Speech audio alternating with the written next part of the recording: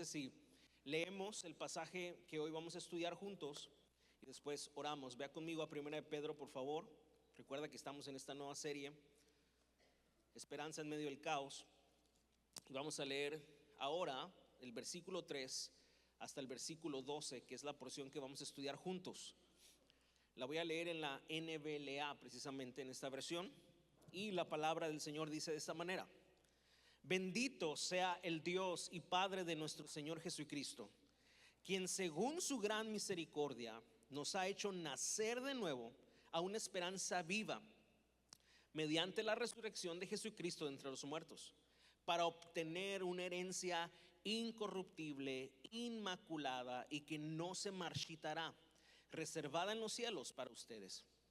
Mediante la fe, ustedes son protegidos por el poder de Dios para la salvación que está preparada para ser revelada en el último tiempo, en lo cual ustedes se regocijan grandemente, aunque ahora por un poco de tiempo, si es necesario, sean afligidos con diversas pruebas, para que la prueba de la fe de ustedes, más preciosa que el oro que perece, aunque probado por fuego, sea hallada que resulta en alabanza, gloria y honor en la revelación de Jesucristo, a quien sin haber visto ustedes lo aman, y a quien ahora no ven, pero creen en él y se regocijan grandemente con gozo inefable y lleno de gloria, obteniendo como resultado de su fe la salvación de sus almas.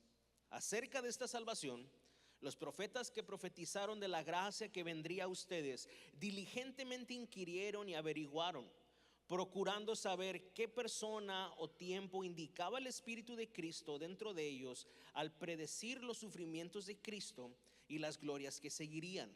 A ellos les fue revelado que no se servían a sí mismos, sino a ustedes, en estas cosas que ahora les han sido anunciadas mediante los que les predicaron el Evangelio por el Espíritu Santo, enviado desde el cielo, cosas a las cuales los ángeles anhelan mirar. Oremos. Padre, te damos gracias y te damos alabanza, gloria y honra, porque solo tú eres digno, Señor, de ser adorado. Tu pueblo hoy se ha reunido para cantarte, reconocerte, pero también para escucharte. Tu palabra, tus palabras son espíritu y son vida para nosotros. Señor, en tu misericordia abre nuestro entendimiento para que podamos ver a Cristo en las Escrituras, para que podamos gozarnos, para que podamos recibir con gozo y podamos, Señor, también ser hacedores de lo que hoy tú nos vas a instruir. Ayúdanos, solo tú conoces verdaderamente nuestro corazón y lo que estamos viviendo. Señor, gracias porque a través de esta serie tú nos estás enseñando a sufrir con propósito, a saber que todo forma parte de tu plan, a saber, Señor, que nosotros nunca estamos fuera de tu control y que tú, Señor, te glorificas en toda nuestra vida. Te damos gracias en el nombre de Jesús. Todos decimos amén. Muy bien. Antes de iniciar específicamente con lo que acabamos de leer, quiero recordarte un poco lo que vimos el domingo pasado. El domingo pasado vimos una especie de introducción a la carta donde establecimos un poquito de qué trata esta carta, cuál es el tema principal del apóstol Pedro y a quién está dirigida esta carta. Un detalle importante a considerar es el año en el que aproximadamente se escribió. Según los teólogos, dicen que esta carta se escribió desde el año 65 al 67 después de Cristo. Y tú podrás decir, ¿y eso para qué nos importa o por qué es importante? Bueno, es importante este detalle histórico porque el emperador Nerón de Roma culpó a los cristianos de incendiar Roma e inició una gran persecución contra los cristianos, una persecución devastadora donde a los cristianos los encarcelaban y los mataban, les prendían fuego, los encendían como antorchas humanas. En medio de esa persecución es que Pedro escribe esto. Por eso, algo que dijimos el domingo pasado, si tú lo recuerdas, es que en el capítulo 5 de esta carta, Pedro dice que él escribe esta carta desde Babilonia. Nosotros sabemos que él escribió esta carta desde Roma, Pero él habla acerca de cómo Roma ejemplifica Babilonia. Y dijimos que Babilonia en la Biblia es un sistema en contra de Dios, un sistema rebelde en contra de Dios. Cualquier nación que no se somete a Dios y que está en contra de Dios es una Babilonia espiritual. Es por eso que en el libro de Apocalipsis vemos constantemente esta Babilonia, que es principalmente un sistema que está en contra de Dios. Te vuelvo a repetir, esto es importante, porque entonces Pedro escribe esta carta también sufriendo persecución a cristianos que también estaban padeciendo persecución en otra parte. No sé si tú recuerdas que esta carta está dirigida a hermanos que estaban viviendo en Asia Menor. Era una zona territorial gobernada por los romanos también, pero que estaba en Bitinia, en diferentes partes de ciudades romanas donde había cristianos. Ahora, Pedro a estos cristianos les dice que son hermanos de la dispersión, que son hermanos que han sido dispersos en esos lugares, que son hermanos expatriados. Y esto nos habla, y no sé si recuerdas el domingo pasado que dijimos que esto también no se refiere específicamente a que ellos geográficamente no es que estuvieran expatriados, sino que es la manera en la que un creyente vive en este mundo. Porque nosotros estamos en este mundo, pero no somos de este mundo. Jesucristo dijo en Juan 17 en su oración sacerdotal: ellos están en el mundo, pero no son del mundo, como yo tampoco soy de este mundo. No te pido que los quites del mundo, sino que los guardes del mal. Así que en un sentido, todos nosotros los creyentes, no solamente los que estaban en este tiempo con Pedro, sino también nosotros en Nava, aquí en Mexicali 2026, también somos expatriados. También estamos dispersos por todo el mundo. Tenemos nosotros una identidad que tenemos que recordar constantemente. El tema central de toda la carta, Pedro habla acerca de las pruebas y del sufrimiento y de cómo nosotros podemos sufrir para la gloria de Dios. Ahora, no es que Pedro quiera que nosotros suframos, sino que Pedro hace evidente que toda la gente sufre, solamente que los cristianos sufrimos con propósito. Nosotros sufrimos para la gloria de Dios. La gente en este mundo sufre porque este mundo está lleno de pecado, de corrupción. Este mundo está lleno de maldad y es por eso que la gente sufre. Todas las personas han sufrido o van a sufrir. Esa es la realidad. Pero los cristianos sufren con propósito, sufren bajo el plan de Dios, y esto le da gloria a Dios y perfecciona su vida. Así que toda la carta está rodeada de esta centralidad: cómo nosotros podemos sufrir para la gloria de Dios. Y yo sé que a lo mejor para ti no es un tema muy esperanzador al escuchar esto. ¿Cómo que sufrimiento? Eso es lo que menos quiero. Vuelvo a repetirte, todos sufrimos, o hemos sufrido ya algo, o estamos pasando por un sufrimiento, o sufriremos alguna situación en nuestra vida. Nuestro propio cuerpo es evidencia de eso. Nuestro propio cuerpo, todos los días se mueren células del cuerpo. Cada día nosotros vamos envejeciendo, ¿sí? Yo sé que yo me miro más joven, pero vamos envejeciendo poco a poco, ¿sí? Porque en esta vida, hermanos, nada es para siempre. En esta vida todo se corrompe, todo se destruye. En esta vida todo va a morir. Y eso crea sufrimiento, ¿sí? Pero qué importante y qué relevante es para nosotros que podamos estudiar esta carta y ver que tus sufrimientos, mis sufrimientos, no son parte de un destino incierto o no son por casualidad, sino que todo forma parte de un plan. Qué maravilloso es que la iglesia pueda verse en sus situaciones, en sus circunstancias, nunca separado de la providencia de Dios y de un ambiente controlado por la gracia y el poder de Dios. Tú nunca estarás en una situación, en una circunstancia donde la gracia, el poder y la misericordia de Dios no estén presentes. Y Pedro, en estos primeros 2 versos que leímos el domingo pasado, quiere acentuar primero esto: ustedes han sido salvados, ustedes tienen una nueva identidad. Y entonces Pedro les dice: hey, recuerden esto, el Padre los eligió, en su presencia el Padre los eligió. Y si el Padre los eligió antes de que el mundo existiera, en la circunstancia que estás hoy, Dios no te va a abandonar.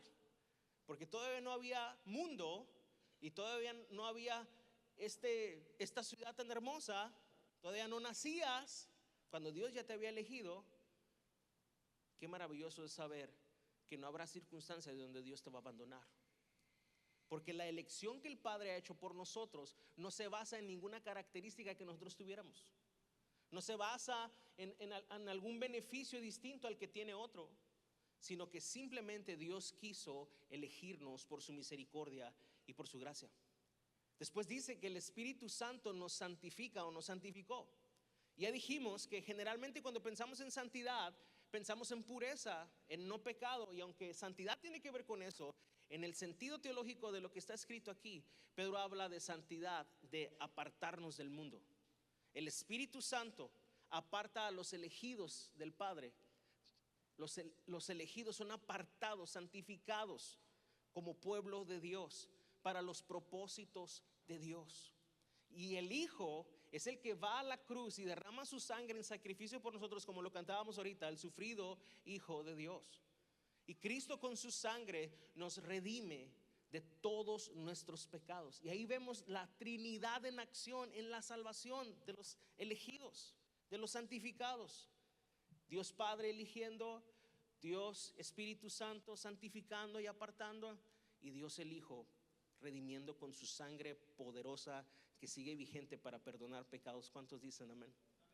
Entonces, Pedro, antes de hablarles de las pruebas y de las aflicciones, que ahorita lo va a hacer inmediatamente en el versículo 6, les recuerda quiénes son, les recuerda quién es Dios, les recuerda y acentúa esto: todo ocurre dentro del plan de Dios, dentro de la soberanía de Dios. Estos creyentes que estaban en Asia Menor, en Capadocia, Bitinia, Galacia, quizá eran expatriados y estaban dispersos, pero no estaban abandonados. Estaban ahí por el plan de Dios. Habían sido enviados por Dios, al igual que la iglesia Abba en Mexicali ha sido enviada por Dios para predicar el evangelio, para ser discípulos a todas las naciones y para que muchos vengan a Cristo a través de la iglesia de Cristo. Amén. Bien, entonces ahora sí, vamos a ver que ahora Pedro en el versículo 3 hace lo que se supone que deberíamos de hacer al contemplar la salvación tan grande que Dios nos ha dado.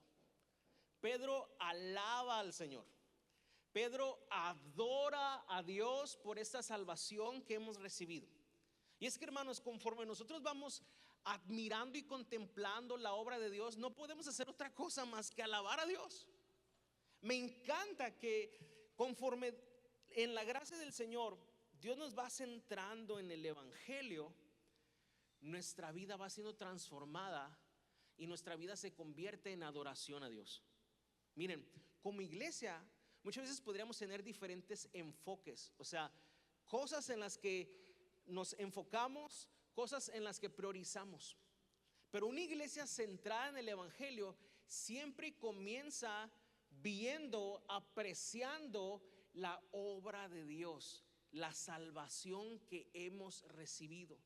Porque el evangelio nos enseña que tú y yo estamos aquí no por lo que hayamos hecho o lo que vayamos a hacer. Estamos aquí por lo que Cristo ya hizo por nosotros en la cruz del Calvario. Y eso produce en nosotros, ese conocimiento y esa revelación produce en nosotros alabanza y adoración a Dios. Puede ser que tú estés viviendo una circunstancia difícil, puede ser que tú estés viviendo quizá una temporada muy dura en tu vida, pero cuando tú enfocas tu mirada en la obra de Dios, siempre habrá alabanza y adoración al Señor, porque Él la merece, hermanos.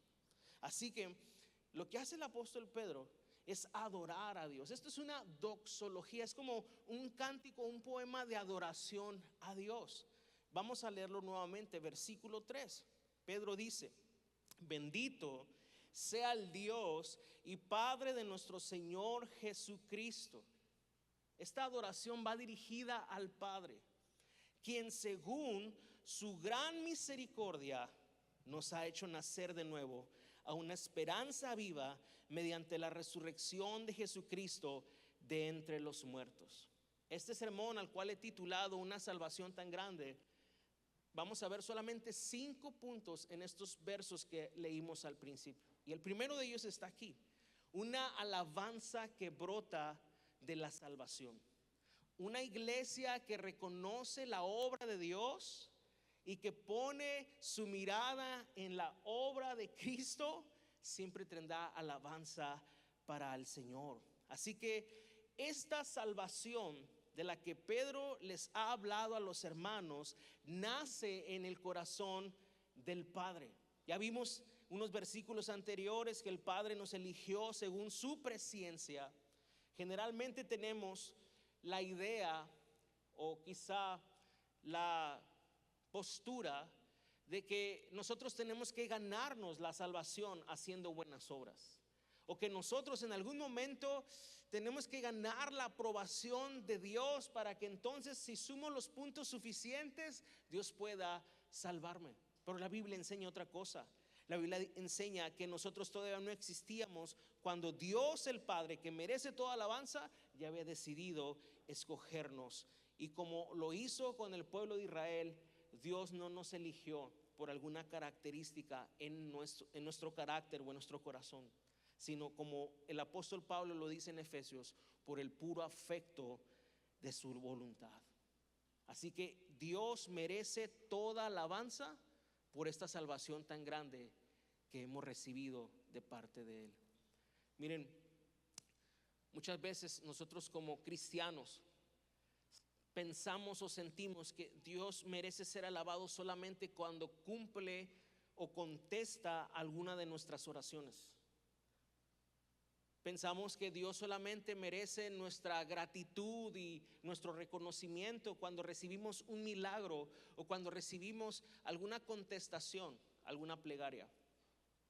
Pero la Biblia nos enseña una y otra vez que Dios es digno de nuestra adoración por quién es Él y por lo que Él ya ha hecho en Cristo Jesús, hermanos. Quiero reafirmar esto, porque nosotros como congregación no adoramos a Dios por algo que esperamos que Dios haga. Nosotros adoramos a Dios por lo que Él ya hizo, hermanos. Así que siempre debe haber adoración en nuestros labios y en nuestro corazón para el Señor. Me encanta que posteriormente a esto, Pedro dice, nos ha hecho nacer de nuevo a una esperanza viva.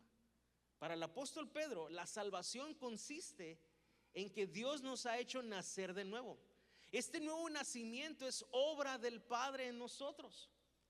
Qué maravilloso que la salvación, hermanos, no es un cambio de cultura, ni siquiera es un cambio de hábitos, aunque va inmerso en eso. No es un cambio de religión. La salvación para el apóstol Pedro es algo mucho más profundo que eso. ¿Recuerdas? Hace unos domingos atrás hablábamos del pasaje de Juan capítulo 3, donde Jesús se encuentra con Nicodemo. ¿Recuerdas? Y que justamente Jesús le dice a Nicodemo, te es necesario nacer de nuevo. ¿Y quién era este hombre Nicodemo? Era un hombre sumamente religioso. Era un hombre reconocido dentro del pueblo judío, era un principal de la sinagoga, era alguien que conocía las escrituras y la ley de Moisés a la perfección, si lo podríamos decir así, culturalmente. Lo digo culturalmente porque aunque miraba las promesas del antiguo pacto, apuntando al nuevo pacto, él no las podía ver. Él miraba pasajes como Ezequiel 36 o Jeremías 33 y no lo entendía. Y todas esas escrituras apuntan al Nuevo Testamento. Pero culturalmente Timoteo conocía las escrituras. Así que este hombre, el cual, como vuelvo a repetir, era un hombre piadoso, un hombre con conocimiento y buena reputación, Jesús le hace ver su imposibilidad de ser salvo. Nicodemo, te es necesario nacer de nuevo. Y aquí el apóstol Pedro nos está diciendo que la salvación es más que un cambio de religión, más que un cambio de pensamiento, más que un cambio de hábitos, más que un cambio de amistades, en que vuelvo a repetir, todo eso puede ir implícito en esto. Para el apóstol Pedro, la salvación es un nuevo nacer, un nuevo nacimiento. Es una obra divina, es algo que Dios produce. Dios trae un nuevo corazón, una nueva mente, una nueva identidad.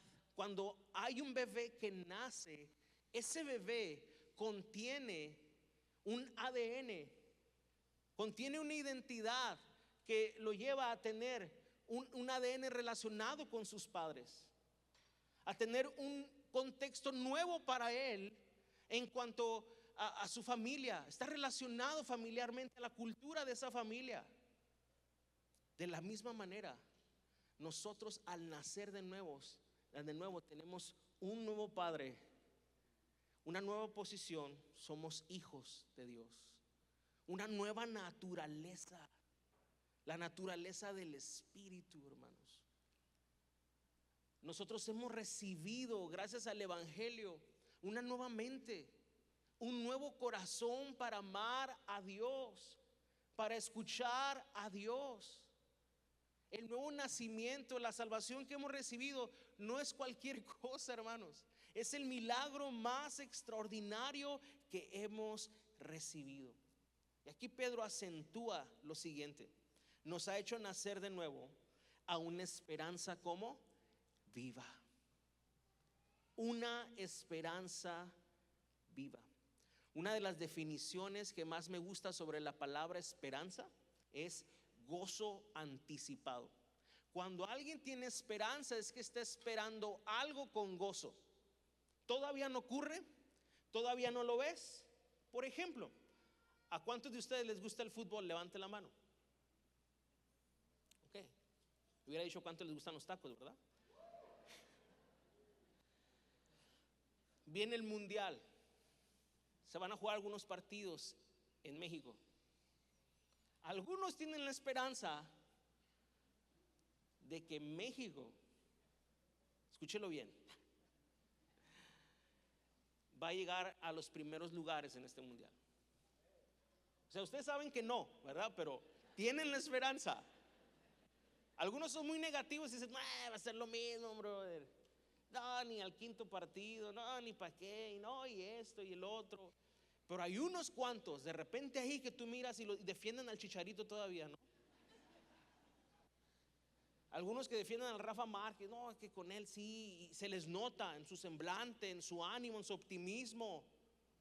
No, y vamos, no hay que ser malinchistas ni amarillistas, vamos con los mexicanos y que sí se puede, vamos. Y porque tienen la esperanza, ¿sí? Y la esperanza hace que ellos vean diferente la situación, que ellos esperen los partidos con otra actitud, ¿sí?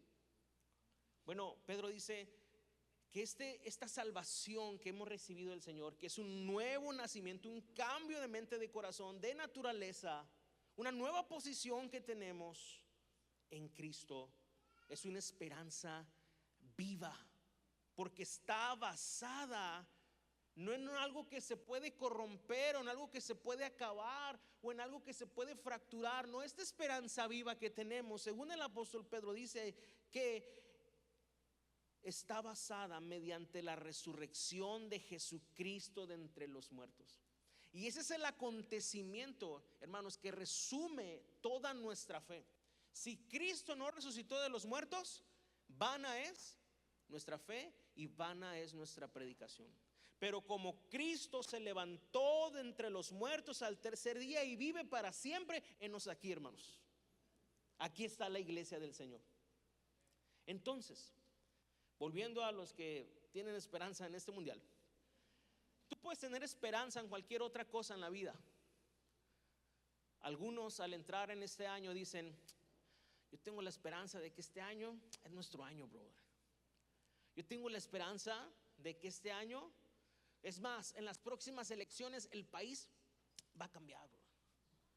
Una vez que cambie el partido que está ahorita, las cosas van a mejorar, ¿sí? Y hay gente que tiene esa esperanza. Digo, no quiero quitarte la esperanza que tengas respecto a eso. Solamente estoy usando este ejemplo para que te des cuenta que toda la gente que está aquí tiene esperanza en algo, ¿sí? Algunos tienen esperanza de este año adelgazar y eso los motiva. Digo, síguele, está bien. Algunos tienen la esperanza este año de encontrar a la mujer idónea o al hombre idóneo. No, como que no hay mucha esperanza aquí, ¿verdad? Puedes tener esperanza Y la esperanza es un gozo anticipado. Todavía no ocurre, lo estoy esperando, pero creo que va a pasar. Y eso transforma cómo yo espero, ¿sí? La visión, la actitud, ¿sí? Pero quiero que entendamos esto. Cualquier cosa que tú estés esperando puede no ser un hecho que va a suceder. Tú ya te diste cuenta de eso. Yo el año pasado esperaba adelgazar y no lo logré, ¿verdad? Algunos dicen el año 2025 era mi año de casarme y no me casé. Cualquier esperanza que el ser humano tenga puede deshacerse, cambiar, fracturarse o simplemente no completarse. Pero escucha esto, la esperanza que tiene el creyente es una esperanza viva, porque está basada no en algo que va a suceder, sino en algo que ya sucedió. Dios mismo levantó a Cristo de entre los muertos, hermanos, y Él está vivo para siempre. Lo que tú y yo esperamos es un hecho concreto que no puede fallar.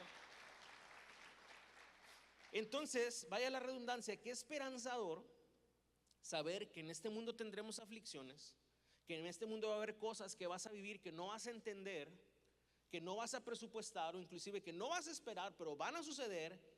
Pero tienes una esperanza viva que está sustentada por la resurrección de Cristo de entre los muertos. El cristiano no tiene por qué entenderlo todo. Mira, ve conmigo al Salmo 13, rapidito. Salmo capítulo 13. Si pudiéramos titular ese salmo de alguna manera, sería ¿cómo sufrir bien? Salmo 13. Es un salmo cortito de David. Fíjate lo que está expresando el salmista. Tú y yo hemos estado ahí, no una, muchas veces. O en algún momento estaremos ahí. David dice: ¿hasta cuándo, oh Señor, me olvidarás para siempre? Escucha esto. David está expresando sus emociones. No es una verdad que Dios lo ha olvidado, ya lo sabemos. Dios ha dicho: nunca te olvidaré, nunca te dejaré, nunca dejaré de sustentarte, siempre te sostendré con la diestra de mi justicia. Pero él se siente así, porque hay circunstancias en la vida de un creyente que nos pueden llevar a eso, a decir: ¿dónde estás, Dios? No te veo, estoy sufriendo, me está doliendo. Un hijo está enfermo, una situación en mi trabajo, una enfermedad. ¿Dónde estás, Dios? ¿Hasta cuándo esconderás de mí tu rostro? ¿Te has sentido así, olvidado por Dios? Muy probablemente los hermanos que estaban en Asia Menor, a los que está dirigida esta carta, así se sentían. Están siendo perseguidos, están siendo presionados. Dios, ¿dónde estás? Entiendo que pueda sufrir cuando me porto mal, pero cuando estoy siguiéndote. Versículo 2: ¿hasta cuándo he de tomar consejo en mi alma, teniendo pesar en mi corazón todo el día? Todo el día. ¿Hasta cuándo mi enemigo se enaltecerá sobre mí? Considera y respóndeme, oh Señor Dios mío. Ilumina mis ojos, no sea que duerma el sueño de la muerte, no sea que mi enemigo lo diga: lo he vencido, y mis adversarios se regocijen cuando yo sea sacudido. Versículo 5, todo cambia. Me encanta que los salmos nos muestran que Dios es el lugar seguro para expresar totalmente y verdaderamente todos nuestros sentimientos y emociones. Dios no quiere robots. Dios quiere gente de carne y hueso que puedan expresar sus dudas, sus temores. Dios no se enoja cuando tú le dices: Dios, me has abandonado, ¿qué onda? ¿Dónde estás? Dios no se enoja con eso, porque lo estás llevando a Él, al lugar seguro. Versículo 5: pero yo en tu misericordia, ¿qué? He confiado. Mi corazón se regocijará en tu. ¿En qué? ¿En qué se está regocijando Pedro? Exaltando ¿qué? La salvación del Señor. Él les está diciendo: hey, en el mundo vamos a sufrir. Versículo 6 les va a decir: ustedes van a sufrir por un tiempo, pero antes de todo, miren la salvación que Dios nos ha dado. Miren la misericordia de Dios. Miren que Él no nos ha tratado según nuestras obras, que Él nos ha dado de su gracia. Estuvo muy jugosa esa gracia. Ahora, versículo 6 y último. Cantaré al Señor porque me ha llenado de bienes. ¿Cómo cambió de estar de un momento de desesperación a un momento de alabanza? Es justo lo que Pedro está haciendo, llevando, animando a los hermanos de esta carta. Alaben al Señor por su misericordia. Alaben al Señor por esta salvación tan grande, aunque tengamos que sufrir por un tiempo, aunque tengamos que atravesar diversas pruebas, aunque tengamos que enfrentar sufrimientos. Hermanos, esa es la vida. Vuelvo a repetirte algo que dije hace un momento. Todos en el mundo sufren. No es mi intención aquí hablar escalonadamente de quién sufre más o quién ha sufrido más, pero en mayor o menor medida el sufrimiento es parte inseparable de la vida. Solo que el creyente sufre para gloria de Dios. Y mi oración es que conforme vayamos avanzando en el estudio de esta palabra, Dios abra los ojos de nuestro entendimiento y podamos ver que el sufrimiento para un creyente no es necesariamente algo malo, sino que es una oportunidad de madurar, crecer y darle gloria a Dios. Regresamos a 1 de Pedro. Después de esto, después del versículo 3, Pedro empieza a hablar acerca de la herencia que nosotros como nuevas criaturas, como hijos de Dios, recibimos. Versículo 4 de 1 de Pedro 1.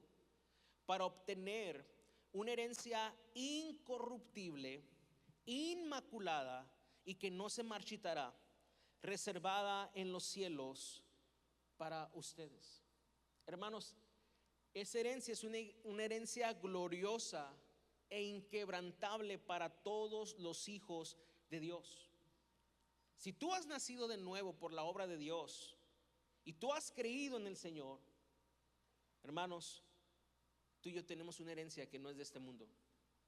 Hay 3 características que menciona Pedro aquí. Dice que es una herencia incorruptible, o sea, que no puede descomponerse.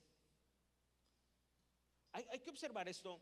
Pedro no describe la herencia, habla de las características que esa herencia tiene, pero no describe la herencia, porque eso es demasiado grande. Creo que el que lo puede hacer más minuciosamente es el apóstol Pablo en Efesios, cuando habla de las riquezas de la gracia que los creyentes tenemos.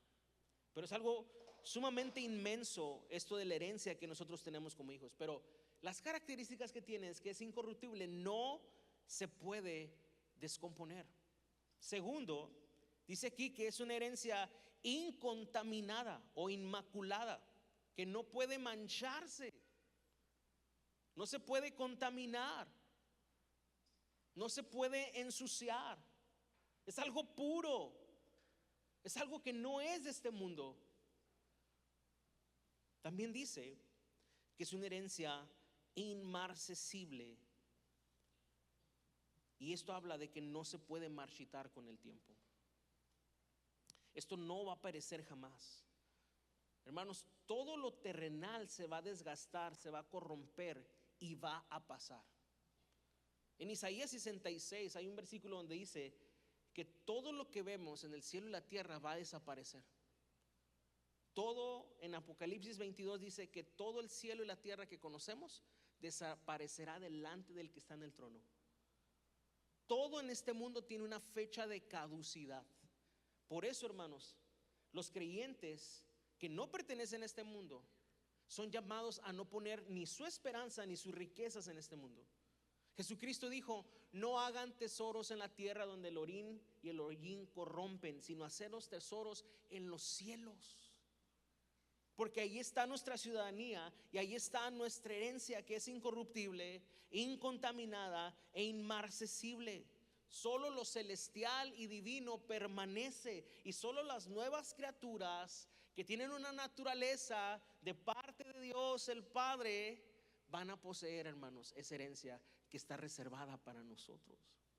Entonces, si tu esperanza está aquí, en que el mundo cambie, en que el América o la selección gane, y en eso basas tu gozo, y en eso basas tu vida, te tengo malas noticias. Vas a decepcionarte constantemente. Vas a vivir en amargura constante. Solamente aquel que ha puesto su esperanza en el Señor jamás será defraudado. Dios nunca nos ha mentido. Este mundo va a pasar y sus deseos, pero tú no vives para este mundo. Tú vives para la gloria del Rey de Reyes y Señor de Señores. Estás en este mundo de paso. Eres peregrino en este mundo. Eres alguien que debe vivir con las maletas hechas, sabiendo que tiene una misión que cumplir en la tierra, pero que esta tierra no es su destino final. Vives aquí, pero no perteneces aquí. Y este comienzo de año es un buen momento para despertar a la realidad de que muchos de nuestros dolores y sufrimientos que tenemos es porque estamos bien arraigados a este mundo, al materialismo. Basamos nuestro éxito en la economía y en las posesiones, en las posiciones y relaciones. Hermanos, para nosotros es una tontería poner nuestro gozo en algo que se puede acabar y puede contaminarse, que puede corromperse. No pongas tu gozo en algo que se puede destruir,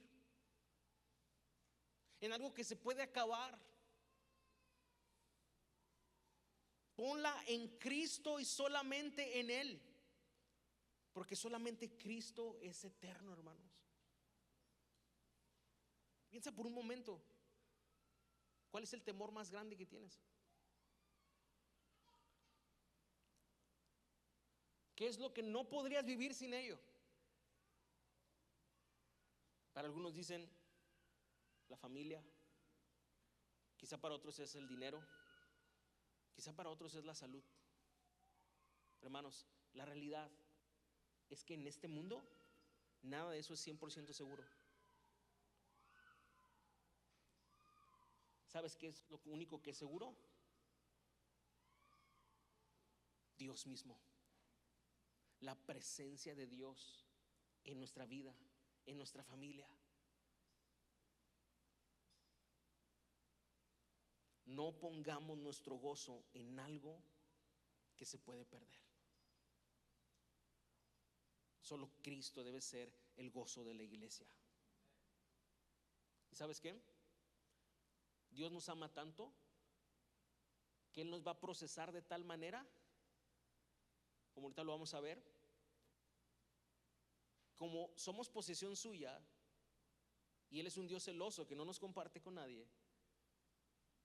Él sí o sí va a llevarnos a este punto donde Cristo sea nuestro gozo, porque nuestra fe tiene que ser pulida y purificada por el fuego.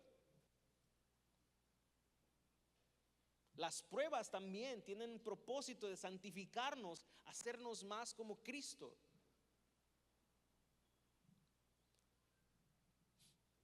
Pero fíjate lo que dice el verso 5. Mediante la fe, ustedes son protegidos por el poder de Dios para la salvación que está preparada para ser revelada en el último tiempo. Me encanta ver tan claro aquí que Pedro afirma que nosotros somos guardados por el poder de Dios. Esta salvación que Dios nos ha dado no puede ser sostenida por nuestras fuerzas. No es como que Dios paga el enganche en la cruz y tú cubres los abonos. A veces pensamos así, ¿no? Sino que mediante la fe en Cristo, una vez que hemos creído, el creer en Cristo es evidencia de nuestra elección. Y una vez que hemos creído, como Pablo lo dijo también, el que comenzó la buena obra en vosotros, la perfeccionará hasta el día ¿de qué? De Jesucristo. La única razón por la que tú y yo estamos aquí en el 2026, después de haber recibido al Señor hace años atrás y seguimos en el camino, ¿Sabes por qué es? Por el poder de Dios, hermanos. No hay ninguna jactancia en nosotros. Oh, es que yo, hermano, yo. Aún nuestras oraciones, bien decía Luisa al principio, Dios pone el querer como el hacer. Cuando somos llevados a tiempos más profundos de oración, no es otra cosa más que el Espíritu Santo llevándonos a eso. Cuando hemos de consagrar nuestra vida al Señor en obediencia, no es otra cosa más que el Espíritu Santo llevándonos a eso.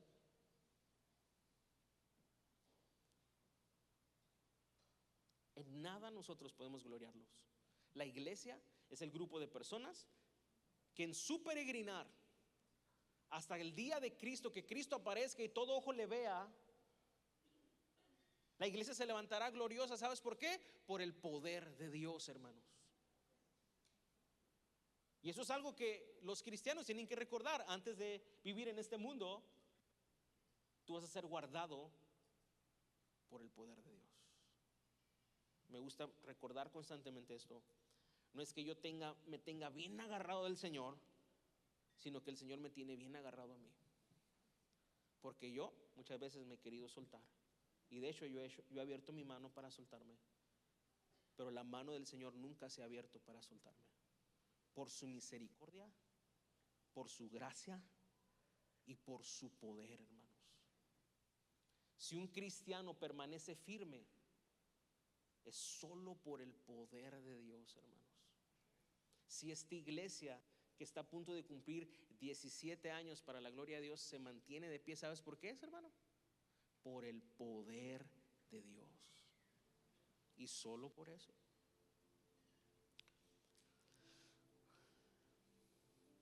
Versículo 5. Vamos a ver el tercer punto y voy a meter acelerador aquí.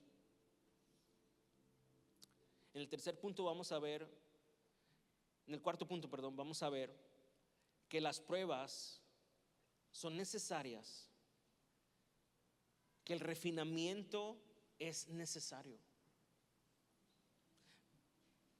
Versículo 6 dice: en lo cual ustedes se regocijan grandemente. ¿En qué se regocijan? En esa salvación y en ese poder que Dios da para que seamos preservados. Dice: en lo cual ustedes se regocijan grandemente, aunque ahora, por un poco de tiempo, si es necesario, sean afligidos con diversas pruebas. ¿Ves que Pedro prácticamente le está diciendo: alabamos a Dios por la salvación, por la misericordia, tenemos una esperanza viva y ustedes son guardados mediante la fe por el poder de Dios y hay gozo por eso, pero ustedes es inseparable que pasen por padecimientos, pasen por sufrimientos.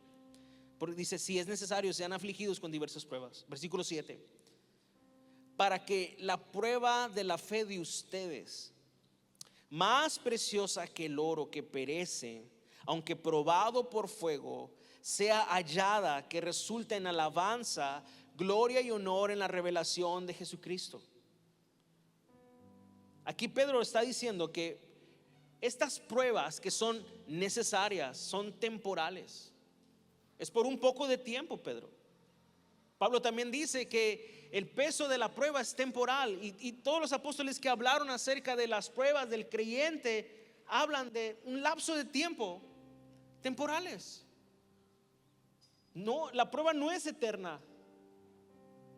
Tiene un tiempo, pero no se comparará con el grande peso de la gloria que recibiremos. La segunda cosa que podemos observar aquí en el versículo 6 es que esta prueba es necesaria para nuestra fe. Y Dios no desperdicia el sufrimiento de los creyentes. Hay un propósito, hay un resultado.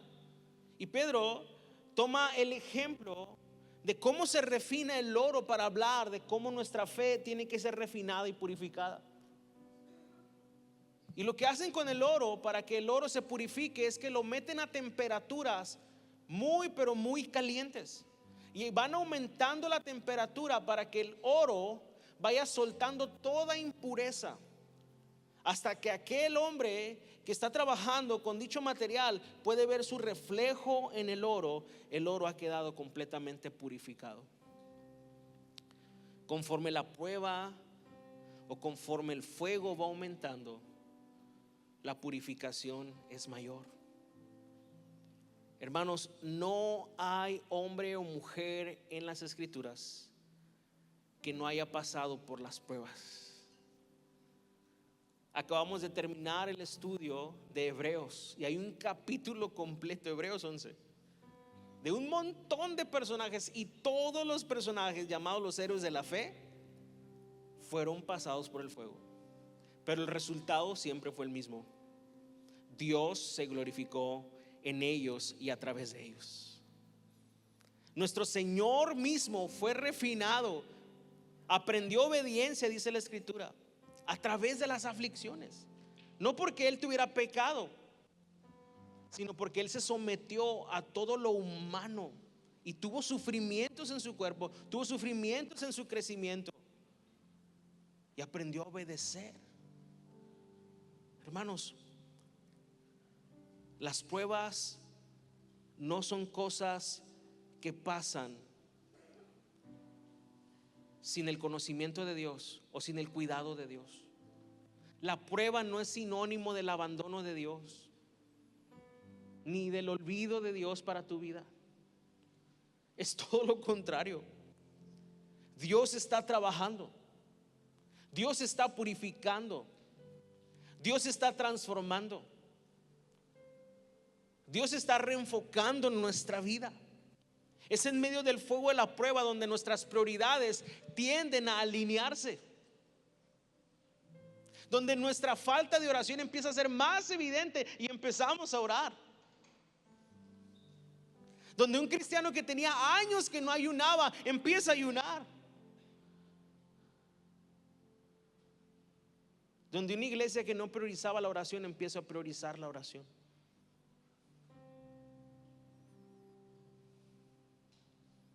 Donde un creyente que no priorizaba el congregarse fielmente empieza a congregarse y a ser parte de la comunidad activa. Dios tiene sus maneras de purificarnos y pulirnos, hermanos. Dios tiene sus maneras de refinarnos. Porque vuelvo a repetirte, somos suyos, le pertenecemos.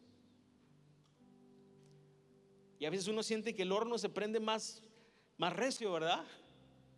Y tenemos frases así bien facebookeras. Dios le pone sus mejores pruebas de sus mejores guerreros, ¿verdad? ¿Cuál, hermanos?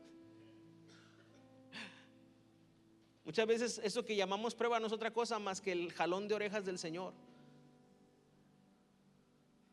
para que volvamos a su reprensión y volvamos a Él.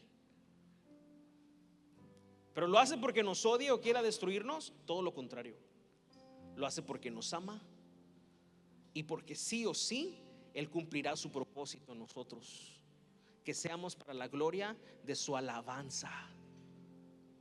Porque para eso estamos aquí, hermanos. No pierdas de vista cuál es el propósito de tu existencia. Para la gloria de su alabanza, hermanos. Esta no es nuestra historia, como te lo hemos dicho muchas veces. No es nuestra historia, es la historia de Dios y nosotros somos parte de su historia. El protagonista es Dios haciendo su obra en nosotros, en un pueblo que era rebelde, y Dios lo pone en el camino correcto, le da de su espíritu, le da su palabra, le da propósito. Y al final todo culmina con el que está sentado en el trono y una multitud vestidos de blanco alabándole y glorificándole por la salvación tan grande. Mientras aquí en la tierra las pruebas y el refinamiento son temporales, son necesarias. Y esa es la manera en la que Dios quita nuestra impureza. Porque las pruebas revelan en quién realmente estás confiando y en quién realmente te estás apoyando. ¿En quién estás poniendo tu fe y tu confianza? Porque todos aquí confiamos en algo. Pero cuando viene la prueba se hace evidente en qué estábamos confiando. En nuestra reputación, en nuestros recursos, en nuestras habilidades, en nuestros conocimientos, en nuestra experiencia, inclusive en nuestros amigos.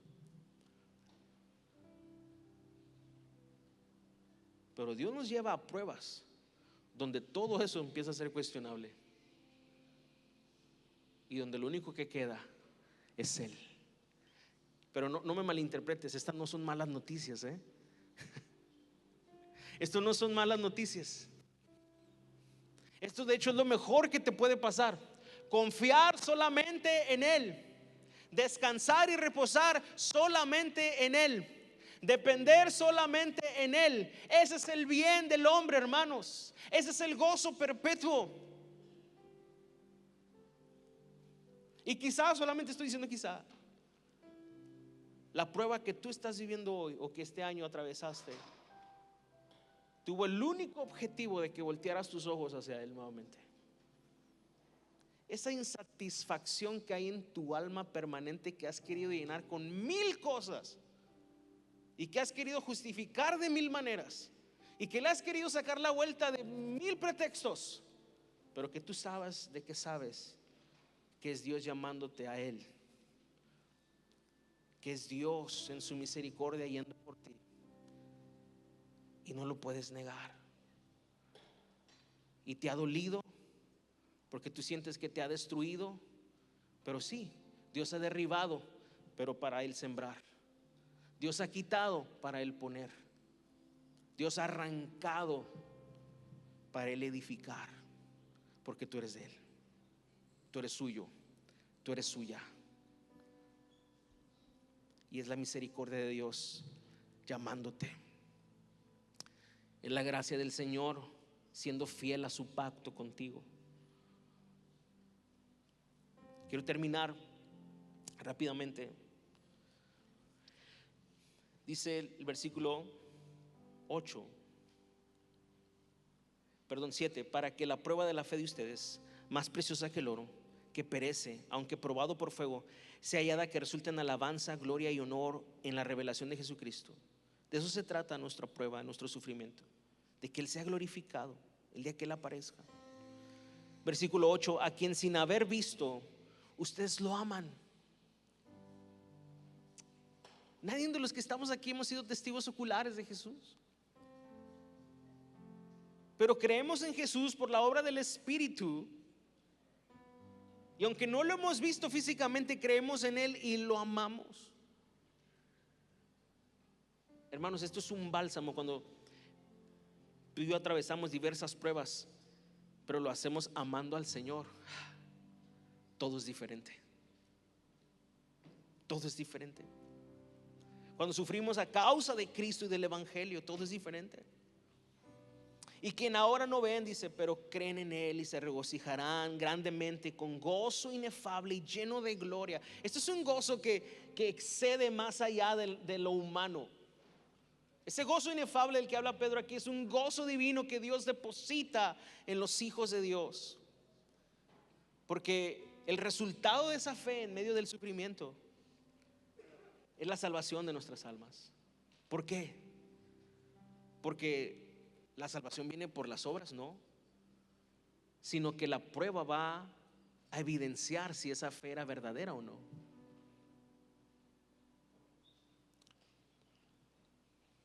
Por último, Pedro empieza a hablar de los profetas de la antigüedad y cómo ellos anunciaron la salvación que ahora él les está predicando. Esa salvación que Pablo predicó, que Juan predicó, que Jesús predicó y que ahora Pedro predica, no es algo que se les ocurrió a ellos. Es algo que Dios habló a través de los profetas desde muchos siglos atrás. Aquí en la iglesia hemos visto cómo desde el Génesis existe el protoevangelio en Génesis 3, cuando Dios mismo dice que de la simiente de la mujer nacería alguien que aplastaría la cabeza a la serpiente. Hemos visto los salmos mesiánicos, como hay muchos salmos que prácticamente describen los sufrimientos de Cristo. Hemos visto profetas como Zacarías, Jeremías, que hablan proféticamente, como Isaías, de cómo Jesús vendría a este mundo. Pero todos estos profetas, por más que investigaron, ellos no tuvieron la revelación completa. Ellos no sabían quién era el Mesías o cómo iba a ser el Mesías. Solamente el Espíritu de Cristo que estaba en ellos profetizó y habló, pero no para ellos, para nosotros. Lo anunció para los hermanos de Bitinia. Esa salvación tan grande ahora para Abba Mexicali. Esos profetas no hablaron para ellos, hablaron para el futuro, para aquellos que habrían de creer, por aquellos que habrían de recibir la gracia que ellos profetizaron.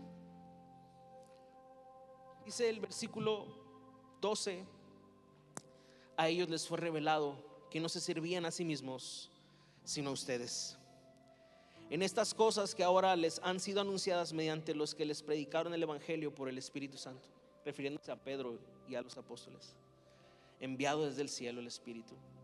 Y escucha esto último: cosas a los cuales los ángeles anhelan mirar.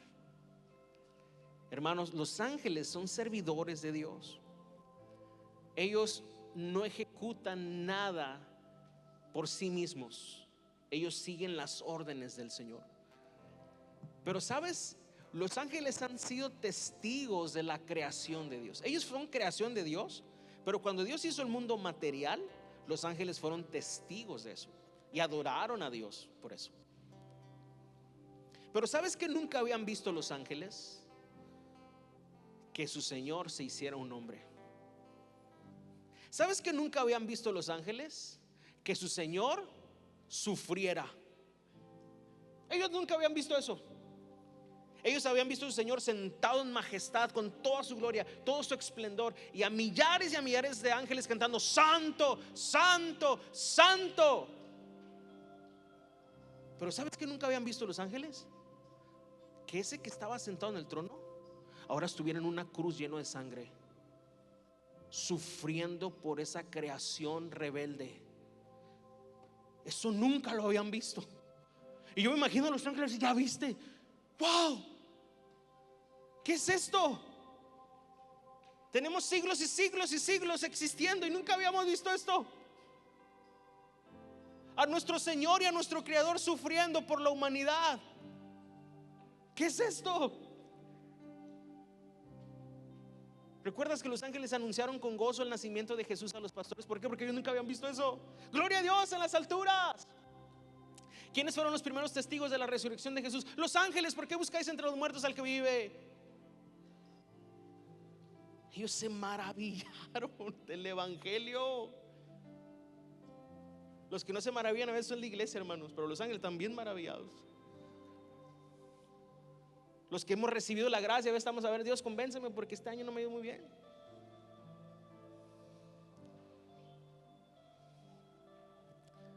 Lo que hemos recibido tú y yo, hermanos, como iglesia, son cosas que los ángeles anhelaron mirar, hermanos. Y esto no se acaba aquí, porque gracias a la resurrección de Jesús, toda la creación será redimida. Todo lo que Dios hizo se va a redimir. Todo el cosmos se va a redimir. La salvación del Señor es algo tan grande y tan glorioso, hermanos, que seres tan gloriosos como los ángeles aún se maravillan de lo que el Señor ha hecho por su iglesia, hermanos. ¿Cuántos se maravillan por la salvación tan grande que hemos recibido? Es una salvación que produce alabanza, hermanos. Así que por último, iglesia, por favor, después de todo esto que hemos escuchado, no midas tu esperanza por lo que ves hoy, sino por lo que Dios ya ha prometido y ha hecho. Vive con gratitud, perseverancia y adoración constante, sabiendo que el fuego no te va a destruir y no te va a consumir, te va a purificar. Dale gracias a Dios por ese fuego y dile: Señor, gracias porque me estás purificando. Recuerda que la gloria que viene cuando Cristo sea manifestado es mucho mayor que lo que tú estás viviendo hoy. Así que bendice al Señor con todo tu ser y con todo tu corazón, porque solamente Él es digno. Bendito el Dios y Padre de nuestro Señor Jesucristo. Amén y amén.